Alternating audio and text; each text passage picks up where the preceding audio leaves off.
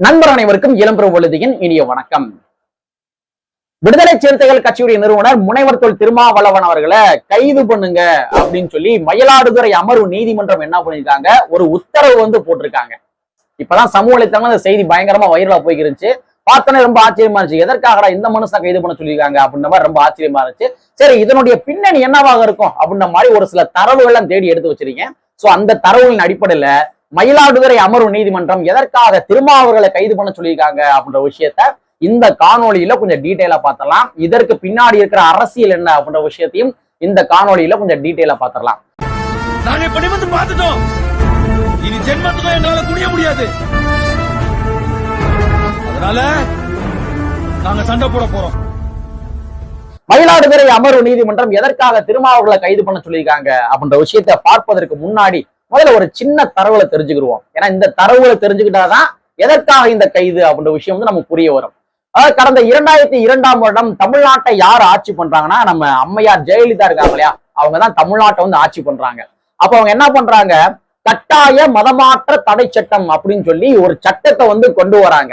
அதாவது ஒண்ணும் கிடையாது, யாரும் எந்த ஒரு மதத்துக்கு மாறுங்கன்னு சொல்லி கட்டாயப்படுத்தி மதமாற்றம் பண்ணக்கூடாது அப்படின்றதான் சட்டமே. அப்ப நிறைய முற்போக்குவாதிகள் என்ன பண்ணாங்கன்னா, இந்த சட்டத்திற்கு கடுமையான எதிர்ப்புகளும் தெரிவிச்சாங்க. ஏன் எதிர்ப்புகள் தெரிவிச்சாங்க அப்படின்னா, இப்ப உதாரணத்துக்கு நான் இருக்கேன், எனக்கு நான் ஒரு இந்து மதத்தை சார்ந்தவன். ஆனா எனக்கு ஒரு பௌத்த மதம் பிடிக்குது, இல்லாட்டி கிறிஸ்டியானிட்டி பிடிக்குது அப்படின்னா, நான் கிறிஸ்டியானிட்டி மதத்துக்கு மாறுறேன்னு வச்சுக்கோங்களேன். என்னுடைய சுய விருப்பத்தின் அடிப்படையில தான் நான் மாறுறேன். அப்ப நான் மாறிட்டேன். ஒருவேளை மாறியதற்கு பின்பாக ஒருவேளை இந்த மதத்தை வைத்து அரசியல் பிழைப்பு நடத்தி கொண்டிருக்கின்ற நபர்கள் இவனை யாரோ கட்டாயமாக மதமாற்றம் பண்ண வச்சுட்டாங்க, அதனால அவன் மேல வழக்கு போடுங்க அப்படின்ற மாதிரி ஏன் மேல வழக்கு போட்டாங்கன்னா என்ன ஆகும்? நான் என்னுடைய சுய விருப்பத்தின் அடிப்படையில வேற மதத்துக்கு மாறுறேன். ஆனா இந்த மதத்தை வைத்து அரசியல் பிழைப்பு நடத்தவங்க என்ன பண்ணுவாங்க, இவன் கட்டாயமா இவனை மாத்திருக்கானுங்க, அதனால இவன் மேல வழக்கு போடுங்க அப்படின்ற மாதிரி ஏன் மேல வழக்கு போட்டாங்க அப்படின்னா என்ன ஆகுறது? சோ ஜனநாயகத்துக்கு விரோதமானது. ஏன்னா இந்திய நாடு என்பது ஒரு பன்முகத்தன்மை வாய்ந்த ஒரு நாடு. இந்திய நாடு என்பது மத சார்பற்ற நாடு. அப்படிங்கிற பட்சத்துல இது இந்திய நாட்டினுடைய அரசியலமைப்பு சட்டத்திற்கே எதிரானது.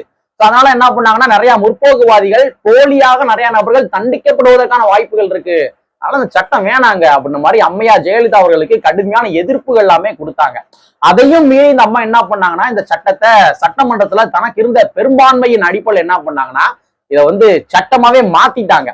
சரி, சட்டமா மாத்திட்டாங்க. அடுத்து கடந்த 2004ல இந்த நாடாளுமன்ற எலெக்ஷன் வருது.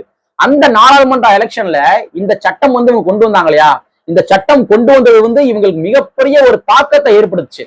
கடந்த 2004ல நடைபெற்ற அந்த நாடாளுமன்ற எலெக்ஷன்ல அதிமுக எந்த இடங்கள்லயுமே ஜெயிக்கவே இல்லை. 39 இடத்துலயுமே வாஷ் அவுட் ஆனாங்க இந்த சட்டத்தினுடைய விளைவுகளால.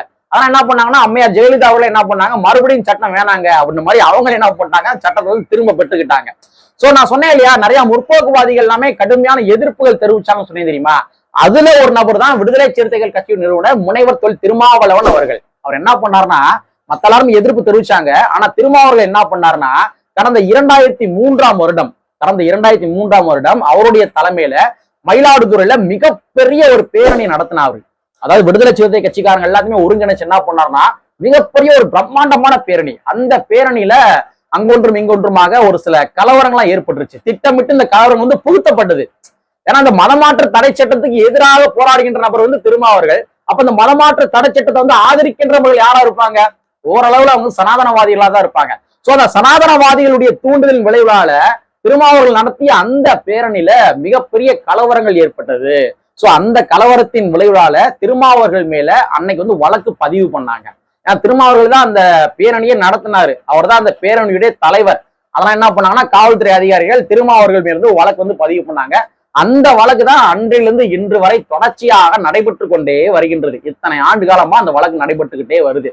சோ இந்த நிலைமையிலதான் கடந்த ஒரு சில மாதங்களாவே என்ன பண்றாங்க, வழக்கறிஞர்கள் எல்லாமே ஒரு கடுமையான போராட்டங்கள்லாம் பண்ணிக்கிட்டு இருக்கிறாங்க. போராட்டங்கள் மீன்ஸ் அந்த போராட்டங்கள் எதற்காகனா, இந்த 3 குற்றவியல் நடைமுறை சட்டத்தை கொண்டு வந்தாங்க தெரியுமா மோடி அரசாங்கம். யாருடைய ஒப்புதலையும் கேட்காம அவங்க எல்லாம் என்ன பண்ணாங்க, 3 குற்றவியல் நடைமுறை சட்டங்கள் அப்படின்னு சொல்லி சட்டத்தை கொண்டு வந்தாங்க. சோ இந்த சட்டத்தை எதிர்த்து தான் தமிழ்நாட்டில் இருக்கிற நிறைய வழக்கறிஞர்கள் என்ன பண்றாங்க, தொடர்ச்சியாக போராட்டங்கள் எல்லாம் பண்ணிக்கிட்டு இருக்கிறாங்க.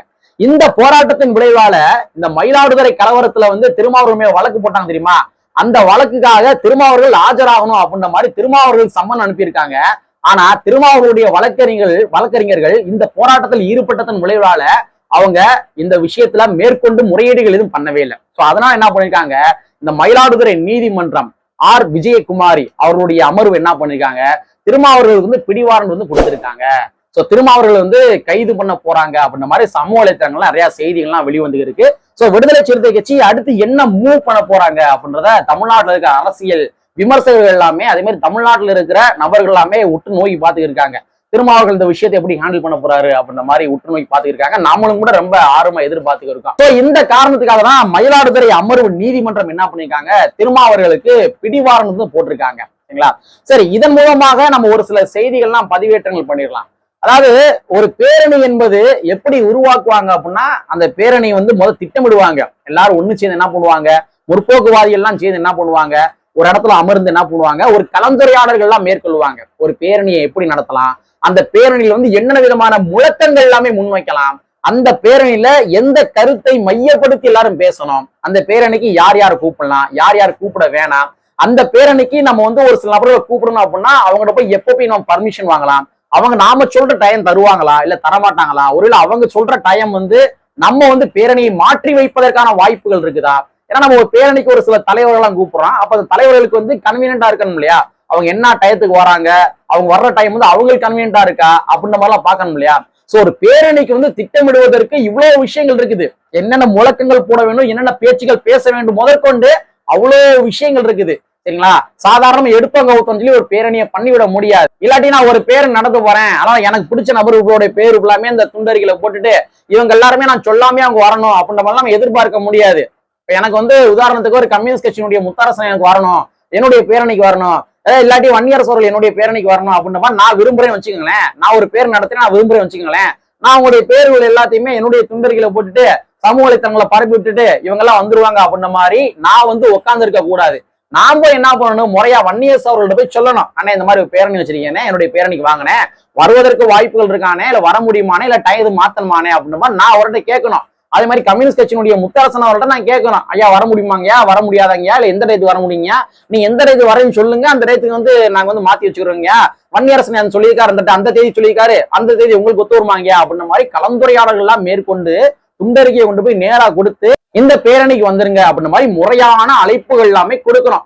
சோ ஒரு பேரணி நடத்துவதற்கு இவ்வளவு பெரிய விஷயங்கள் எல்லாமே இருக்குது.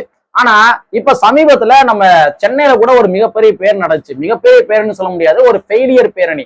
பாரஞ்சித் அவர்கள் என்ன பண்ணாரு, ஆம்ஸ்டாங்கோடைய நினைவேந்தலுக்காக ஒரு பேரணி நடத்தினார். நீதி கேட்டு ஒரு பேரணி அப்படின்னு சொல்லி பேர் நடத்தினாரு.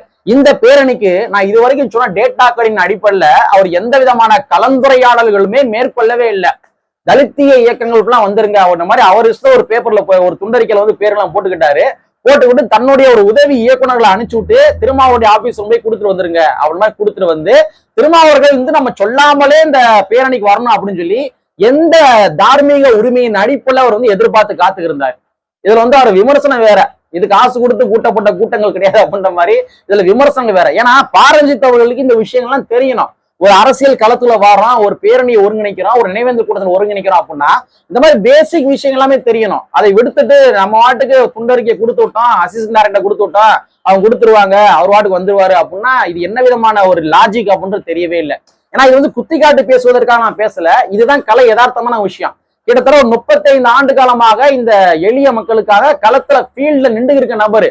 நம்ம இளவரசன் திவ்யா படுகொலை விவகாரத்திலையும் கூட அதுக்காக நீதி கேட்பதற்காக அவர் எத்தனை கட்சி தலைவர்களை போய் சந்திச்சா தெரியுமா, எத்தனை கட்சி தலைவரை போய் சந்திச்சு அவங்களுக்கு எல்லாம் டைம் கன்வீனியன்டா இருக்கா அப்படின்ற மாதிரி வாங்கி அதன் அடிப்படையில ஒரு கூட்டத்தை ஒருங்கிணைச்சு நீதி கேட்க வச்சாப்புல. தலித் மக்களுடைய இஷ்யூ தலித் மக்கள் மட்டும்தான் கேட்கணுன்றது கிடையவே கிடையாது. பொது வெகுஜன மக்கள் இருக்காங்க இல்லையா, அந்த வெகுஜன மக்களையும் கேட்க வைப்பதுதான் நம்மளுடைய சக்சஸே இருக்குது. தலித் சமுதாய மக்களுடைய பிரச்சனையை நாங்க மட்டும் கடைசி கத்திக்கிட்டே இருக்கோம் அப்படின்றது கிடையாது. அது பொது சமுதாய மக்களுடைய பிரச்சனையா மாத்தணும். ஏன்னா பொது சமுதாய மக்கள் இருக்கணும் மனுஷன் தான், தலித் சமுதாய மக்கள் இருக்கணும் மனுஷன் தான். சோ பொது சமுதாய மக்களுடைய பிரச்சனையாக இதை மாத்தாத வரைக்கும் கடைசி வரைக்கும் நாமளே குண்டாத்தில இருந்து கத்திட்டே போக வேண்டியதான். சோ இந்த ஒரு மாபெரும் தவறதை என்ன பண்ணிருக்காரு நம்ம பாரஞ்சித் அவர்கள் பண்ணியிருக்காரு. ஒரு ஆம்ஸ்டாங் அவர்கள் நீதி கேட்கணும், ஒரு தலித் தலைவர் பாதுகாப்பு வேணும் அப்படின்ற மாதிரி கேட்கறதா இருந்தா அவர் என்ன பண்ணிக்கணும், தோழமை இயக்கங்கள் எல்லாத்தையுமே சந்திச்சிருக்கணும். ஆனா நீங்க தான் உங்களுடைய மேடைகள்ல தோழமை இயக்கங்கள் எல்லாத்தையும் தரக்குறைவா பேசுறீங்களே, பேச வைக்கிறீங்களே. உங்கள சவுக்கு சங்கரின்னு சொல்லி ஒருத்தங்க இருப்பாங்க, அவங்கள பேர் சொல்ல வரும்பல புரட்சி அக்கான்னு சொல்லுவாங்க எல்லாருமே. அந்த மாதிரி ஆட்கள் கம்யூனிஸ்ட் வந்து கம்யூனிஸ்ட் கட்சி வந்து ரொம்ப இழிவாலாம் பேசியிருக்காங்க. கம்யூனிஸ்ட் கட்சி தலித் மக்கள் எதுவுமே செய்யலன்ற மாதிரிலாம் பேசியிருக்காங்க. சோ அதான் சொல்றேன், அதாவது நீங்க வந்து வெகுஜன மக்கள்கிட்ட வந்து அரசியல் பேசணும். நீங்க கடைசி வரையும் தலித் மக்களுக்குள்ளே பேசக்கூடாது, வெகுஜன மக்கள்கிட்ட அரசியல் பேசலாம். அதே பொது சமுதாய மக்கள்கிட்ட அரசியல் பேசணும். பொது சமுதாய மக்களையுமே வந்து தலித் சமுதாய மக்களுடைய பிரச்சனையை பத்தி பேச வைக்கணும். இதுலதான் சக்சஸ் இருக்கு. இதைத்தான் புரட்சியாளர் அம்பேத்கர் செஞ்சாரு. சௌதார் குளத்துல போய் தண்ணி எடுப்பது என்பது அவருடைய வந்து நீண்ட நாள் ஆசை. என்ன பண்ணாரு, அந்த கனவு வந்து சட்ட ரீதியாக நிறைவேற்றினாரு. சௌதார் குளத்துல போய் தண்ணி எடுத்த போராட்டத்துல வெறும் தலித் சமுதாய மக்கள் மட்டும் கலந்துக்கிறல, நிறைய முற்போக்குவாதிகள் எல்லாம் கலந்துக்கிட்டாங்க. அதனாலதான் சக்சஸ் பண்ண முடிஞ்சுச்சு. சரிங்களா? நீங்க கடைசி வரைக்கும் நாங்க சென்னையை நாங்க வந்து வட சென்னையை நாங்க தான், இல்ல வந்து இந்த மாதிரி சுயசாதி பேச்சுகள் வந்து ஒருபோதும் எடுபடாது. தலித் மக்கள் வந்து விடுதலை வென்று தராது என்பதை கூறிக்கொண்டு, ஒரு பேரணி கடந்த 2003 நடைபெற்ற ஒரு பேரணிக்காக இன்று வழக்கு வாங்குறாரு திருமாவர்கள். கைது செய்ய போறாங்க அவர் எப்படி ஃபேஸ் பண்ண போறான்னு தெரியல. சோ இவ்வளவு பெரிய விஷயங்கள் எல்லாமே இருக்குது. சோ சாதாரணமா வந்து ஜஸ்ட் லைக் தட் அப்படின்ற மாதிரி திருமாவர்கள் விமர்சனம் பண்ணிட்டு போனீங்க அப்படின்னா நீங்க எல்லாம் கத்துக்குட்டி அப்படின்றத இந்த காணொலி வாயிலா நான் பதிவு பண்ணிக்கிறேன் என்பதை கூறிக்கொண்டு, கற்பை ஒன்று புரட்சி புரட்சி வரை கூறிக்கொண்டே நிறைவு செய்கின்றேன். நன்றி, வணக்கம்.